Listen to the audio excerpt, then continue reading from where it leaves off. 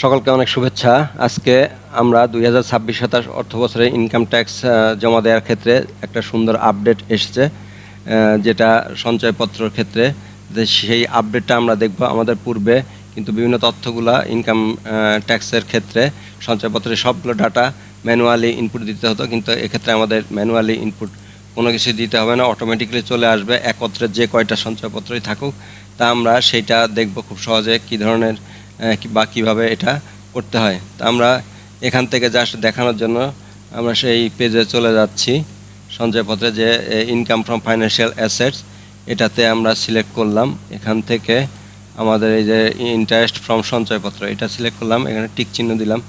Tick চিহ্ন না দিলে কিন্তু অপশনটা আসবে না। তো এখানে কিন্তু এই যে বিভিন্ন তথ্যগুলো, এগুলো ম্যানুয়ালি দিতে হতো। Scheme name, registration number, issue date, value, gross interest, tax ডিডাকশনের সোর্স, ইনক্যাশ মানে কোনোটা মেয়াদ শেষ হয়েছে কিনা, এগুলো কিন্তু সবগুলো তথ্য আমাদের দিতে হতো ম্যানুয়ালি সবগুলো। তা আমরা যদি যে পূর্বের বছরে কী ছিল, এখান থেকে যেহেতু এই যে 2026-27 অর্থ বছরের জন্য এটা আমরা ইম্পোর্ট ফ্রম এনএসডি, তা আমরা সার্ভার থেকে অটোমেটিক্যালি চলে আসবে, ন্যাশনাল সার্ভার থেকে। এই যে এখানে কিন্তু সবগুলো আমার দেখাচ্ছে। এটা যখন ক্লিক করলাম, তো এখান থেকে কিন্তু আমি নর্মাল যদি ইম্পোর্ট দিই তাহলে এটা কিন্তু ইম্পোর্ট হিসাবে দেখাচ্ছে না।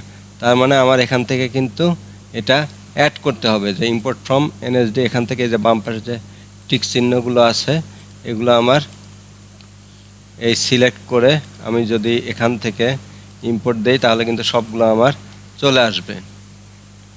এই যে আমি ইম্পোর্ট দিলাম, এখান থেকে আমার সবগুলো কিন্তু চলে এসছে।